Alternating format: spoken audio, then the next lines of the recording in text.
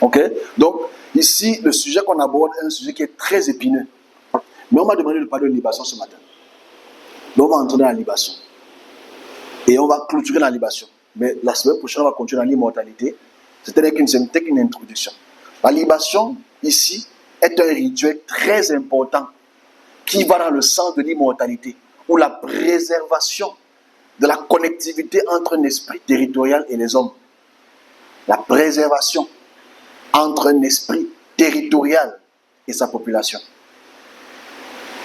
Depuis l'Antiquité, même avant que les hommes ne sachent écrire, la recommandation est qu'une divinité de tutelle va automatiquement recommander de l'eau, de l'huile, du sel, etc. sur cette terre. Quand tu donnes ce qu'il te demande, ça devient une forme de protectorat. C'est très important parce que c'est ce qu'on m'a demandé d'expliquer ce matin.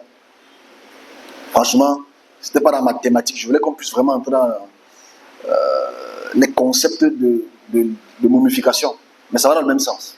Donc, on voit la momification, on voit la libation partout. Dans toutes les cultures dans ce monde-ci. Aucune culture sur cette terre ne vit sans la libation. Tu vas dans le shintoïsme, tu vas dans l'hindouisme, tu vas dans toutes les religions abrahamiques, on fait la libation. Parce qu'on ne sait pas que dans la Bible, il y a la libation. Jacob a fait une libation. Quand il a vu l'échelle est descendue, Yahvé lui a demandé de faire une libation. Sur la pierre, il a pris de l'huile, il a versé l'huile sur la pierre, et il a dit ici, c'est Bethel. C'est une libation qu'il a fait. Deutéronome chapitre 32, verset 28, parle aussi des formes de libation. Dans Lévitique, on parle de libation. Ok? Les libations, c'est donner une offrande à la divinité. La libation, c'est donner une offrande à la divinité. Donc, on est sur la momification, on est sur la vie éternelle. Parce qu'en fait, on ne donne pas la question qu'on doit se poser naturellement. On m'a posé cette question il y a quelques jours. Est-ce que les esprits mangent le poulet? Est-ce que les esprits boivent ton vin?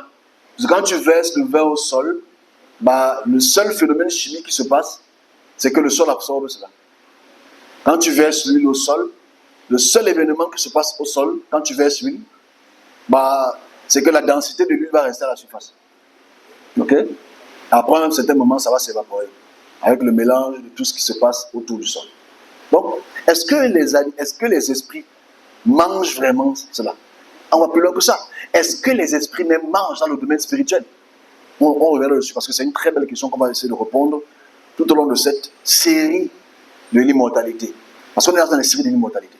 Donc, la libation, donc, selon ce qu'on m'explique ce matin, une fois de plus, c'est un domaine pour lequel, pour comprendre l'Égypte antique, pour comprendre la Mésopotamie, pour comprendre le lien que les hommes ont avec les puissances de terre, la libation fait partie de la première notion de loi donnée depuis que l'homme marche sur cette terre et pour lesquels ils interagissent avec les esprits.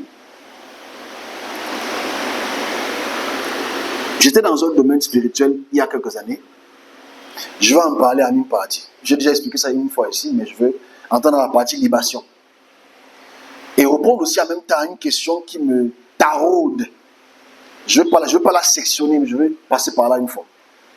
Une question pour laquelle j'écoute mes collègues dire des choses et je ne voudrais pas rectifier, mais corriger. C'est la même chose, mais moi c'est différent. Dans ce domaine spirituel, on est en Égypte antique. Là, on est en Égypte, on est dans les pyramides. C'est qu'on est dans le sarcophage. On est dans le sarcophage couvert d'or pour lequel Osiris est embaumé. Osiris est la représentation osirienne, spirituelle, est emballée dans des tissus. Quand son sarcophage en or s'ouvre, il est là, il est présent. Il a tous les symboles de royauté qu'il faut. Autour de lui, il y a ce qu'on appelle les gardiens. Gardons le mot gardien, ça va peut-être nous aider tout à l'heure. Il y a des gardiens. Et on devrait se poser la question, à quoi servent les gardiens dans les différents domaines? On va peut-être répondre à ça aujourd'hui ou la semaine prochaine. Okay? Il y avait des gardiens. Ces gardiens étaient autour de lui, étaient autour de 9 différents gardiens qui étaient autour noirs. Hein? Okay? Et ces gardiens qui étaient autour de lui, il y avait à ma gauche une immense panthère. panthère noire. Elle était là, elle était supposée être préparée pour une forme de momification. Parce que c'était un rituel de... C'était... Je ne vais pas entrer dans ça tous parce que c'était pas le moment. Mais c'était un rituel pour ramener les cultes osiriens dans une forme de réapparition. Okay? C'est un rituel de révélation. Ou c'est un rituel pour lequel Osiris apparaît glorieux. Et autour, il y a des libations. Les libations, ici, c'est verser de l'huile et appeler la divinité. Et il y a des formules magiques, ou ce qu'on appelle magique, il y a des formules. Bon, les 16 êtres étaient des nétières, voilà. C'était le mot que je cherchais. Il y a des formules à appeler pour que l'esprit ou la momie dans le sarcophage puisse reprendre, disons, vie. Je mets le mot disons vie, j'expliquerai cela progressivement. Moi, je suis à l'intérieur et j'observe cela. Après un certain temps, les gardiens me posent la question, pourquoi je suis entré? Je vais expliquer pourquoi il y a des gardiens. Franchement, je vais le faire. Parce que c'est une question qui devait nous intéresser. À l'intérieur de cela, ce sont des êtres très puissants qui veulent naturellement recontrôler la partie de l'Égypte du Nord et tous ceux qui croient en cette forme de résurrection, tous ceux qui croient en Osiris, etc. On y est déjà. Je pense que les Kamites font leur travail. Ici, ce qui me gêne, c'est que ces nétières ou ces esprits ont un temps de vie, c'est encore très jeune. C'est une jeune génération de nétières, ils étaient très jeunes. Ça m'a un peu intrigué pourquoi ils étaient aussi jeunes.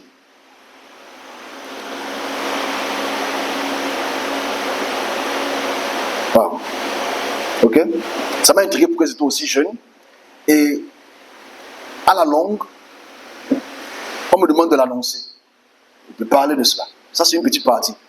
On continuera la semaine prochaine peut-être par rapport à cela. Mais là où je vais arriver, c'est 1. Pourquoi des gardiens? Dans chaque domaine pour lequel j'ai eu la chance ou le devoir d'entrer, j'étais toujours confronté aux gardiens. Les gardiens, c'est ceux qui gardent les domaines spirituels. J'ai eu la chance d'entrer dans une dizaine de domaines spirituels pour lesquels j'ai vu des gardiens. Et ces gardiens étaient toujours là pour protéger la divinité au sens pur du terme, protéger les esprits dans le sens humain, dans le domaine, et protéger des informations. Ça veut dire, si tu entres dans un domaine, comme j'ai la chance ou le devoir de le faire, le but c'est de voir ce qui s'y passe et d'expliquer le mécanisme aux hommes pour que, il est très probable que si les hommes t'écoutent, ils feront l'effort de ne pas entrer dans ce type de pratique. Parce que devant la scène, nos amis Kamites vont vous dire c'est les rituels africains, c'est la culture africaine, Osiris, etc. Ce qui n'est pas faux. Mais eux-mêmes ne savent pas ce qui se passe à l'intérieur pour la plupart des cas. Parce qu'en fait, à l'intérieur, c'est une autre vie, c'est une ville pour laquelle il y a des millions et des milliers d'habitants qui sont morts à l'intérieur. Sans oublier qu'il y a des nétières ou des esprits autour et sans oublier qu'il y a la divinité tutélaire puissante qu'il faut automatiquement toujours raviver. Voilà pourquoi j'ai mis la question au départ. Pourquoi est-ce que ce ne sont que des hommes qui sont en captivité? Pourquoi pas des chiens? Pourquoi pas des autres êtres? Il y a quand même beaucoup de fourmis sur Terre. Ils auraient pu capturer beaucoup de fourmis.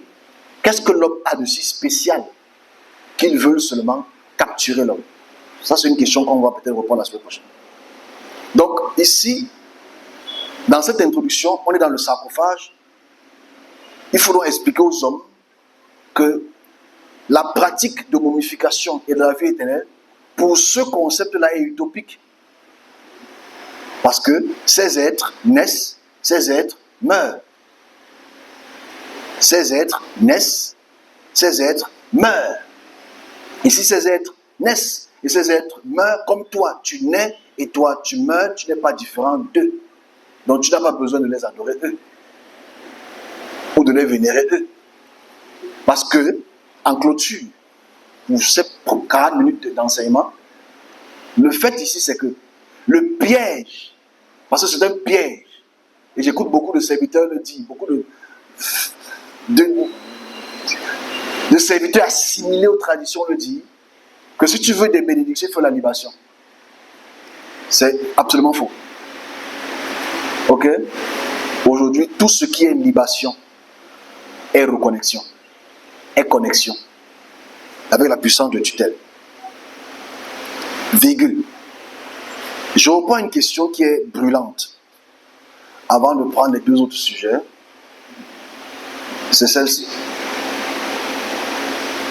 Quelle est la puissance la plus importante? Quelle est la puissance la plus importante sur la terre? Quelle est la puissance la plus puissante sur cette terre? Je ne dis pas que ça pourrait être meilleur que les autres, je dis ça pour informer. Et quand moi j'écoute mes collègues parler, j'ai très mal. Donc voilà pourquoi je me sens malheureusement être dans le devoir de répondre. La plupart des hommes africains pensent que les puissances les plus puissantes ou les domaines les plus puissants viennent de l'eau. C'est absolument faux. Je répète encore. J'entends mes collègues dire de très belles choses. Ce sont des vrais serviteurs. Mais ils professent une chose qui, pour moi, démontre le fait qu'ils n'ont pas le devoir de cette expression-là. Nous sommes recouverts de 70% d'eau sur cette terre. Notre planète est recouverte de 70 ou 71% d'eau. Donc on a 30% des terres émergées, c'est-à-dire le continent africain, européen, etc. Ce sont des plaques tectoniques qui émergent. Mais il y a des plaques de terre qui ont submergé, pour lesquelles, naturellement, l'eau qui émerge est à 71%. Et dans cette logique, ok? Dans cette logique, ok? Dans cette logique, on a donc l'impression que comme il y a beaucoup plus que 70% d'eau, ça veut dire que tous les êtres spirituels vivent dans l'eau. Ou presque tous.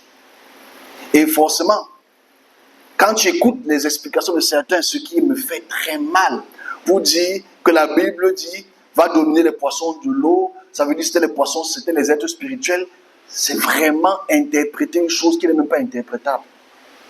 Et aller dans le même sens pour dire voilà pourquoi la plupart des femmes, et ils disent c'est comme s'ils ont pris la révélation là du même père. Voilà pourquoi les femmes n'arrivent pas à accoucher parce qu'elles bloquent le ventre. Bloquer le ventre, c'est quoi? Si c'est pas pour bloquer le ventre, bloquer le futur des gens, oui, ils le font.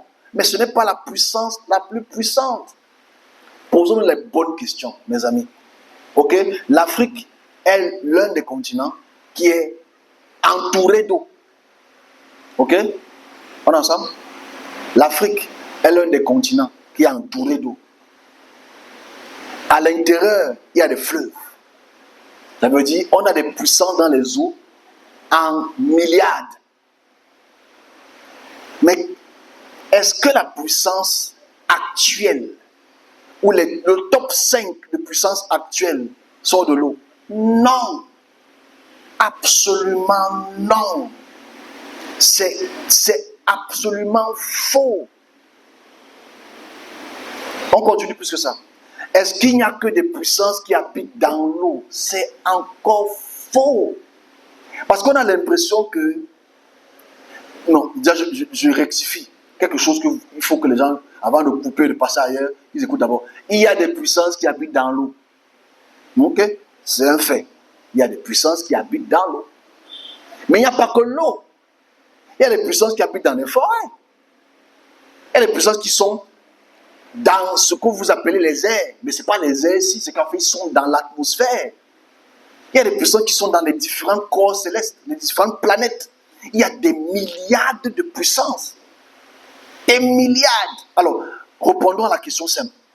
La puissance actuelle, factuellement, est-ce qu'elle est de l'eau? Non. La puissance britannique, américaine, n'est pas une puissance maritime. Elle n'est pas une puissance océanique. C'est faux. C'est-à-dire que je prends deux exemples de ce que je pense connaître. Parce que je veux répondre à leur question. Ça va pas faire du buzz, mais c'est le fait que la puissance qui emmagasine les étoiles de la Terre n'est pas une puissance maritime.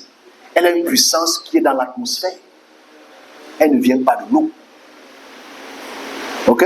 C'est-à-dire, la puissance en poudre, que je dis pour souvent là, qui emmagasine, elle n'est pas de l'eau.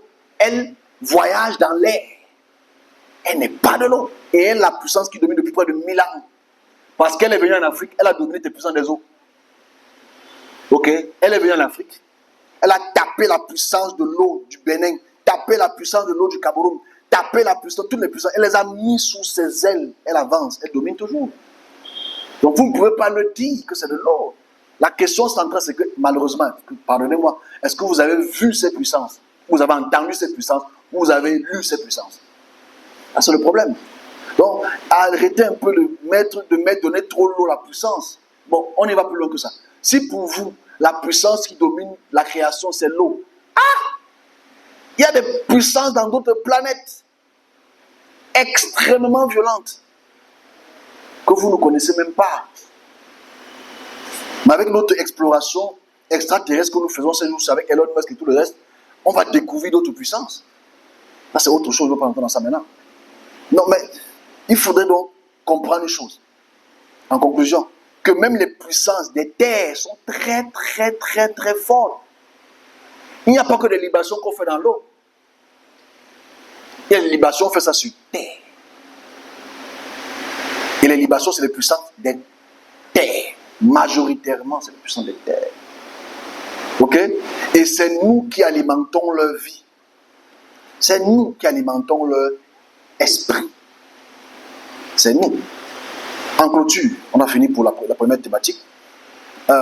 Si je parle de momification et de résurrection, anastasis, c'est parce que je voudrais faire comprendre déjà aux chrétiens, aux musulmans et à tous ceux qui m'écoutent qu'on ait la capacité de pouvoir observer les réalités. Le spirituel est spirituel, pas parce qu'on ne le voit pas uniquement, mais le monde spirituel n'est pas abstrait. Enfin, la puissance spirituelle n'est pas abstraite. Elle est vivifiante, elle est vivante, elle vit. Que ce soit dans la représentation de visions ou des rêves, que ce soit dans la représentation des sacrifices et autres que les hommes et les femmes font, elle est vivante. Le vrai problème ici, c'est est-ce que l'homme vivra éternellement, physiquement ou spirituellement? Et c'est des questions pour lesquelles, même jusqu'au Moyen-Âge, il y a eu beaucoup de modifications, beaucoup d'évolutions, parce que les hommes deviennent de plus en plus intelligents et sont moins en moins dogmatiques. Donc, en réalité, où allons-nous? Où irons-nous? Avec qui irons-nous? Introduction pour le prochain sujet. Qu'est-ce qui permet, on ne sait pas de libation, qu'est-ce qui permet d'appartenir à une puissance? C'est la prochaine thématique, très très intéressant. On est toujours à la libation. Hein? Qu'est-ce qui permet d'appartenir à une puissance? La confession, la croyance ou la libation? Qu'est-ce qui permet d'appartenir à un pouvoir? La croyance, la foi, c'est une chose. Les libations, les sacrifices, libation, c'est la même chose. Une libation, c'est un sacrifice. Ce sont des questions qu'il faut qu'on se pose. Comment faire pour appartenir à une puissance? Parce que la plupart d'entre nous ne le sait pas. Mais c'est le seul moyen d'appartenir à quelque chose. La croyance, question. Libation, sacrifice, autre question. La foi, une autre question. Comment faire pour appartenir à un pouvoir? Voilà pourquoi je dis, si on n'informe pas bien les hommes et les femmes, je pense qu'on vit dans les erreurs. Et nous vivons dans les erreurs. Ça fait mal. Posez-vous la bonne question. Quelqu'un qui est né dans un pays très lointain, qui a une culture indienne, qui ne connaît que les rituels indiens, qui a grandi dans cette notion de libation, d'adoration et de différentes divinités, comment perçoit-il la vie? Toi, qui es en Afrique, comment perçois-tu la vie? Et en derrière au coup, comment est-ce que les esprits perçoivent les hommes? Et avant derrière au coup, que le derrière au coup, comment est-ce que la création observe les esprits et les hommes? Si tu arrives à avoir les réponses à cela, tu feras moins d'erreurs.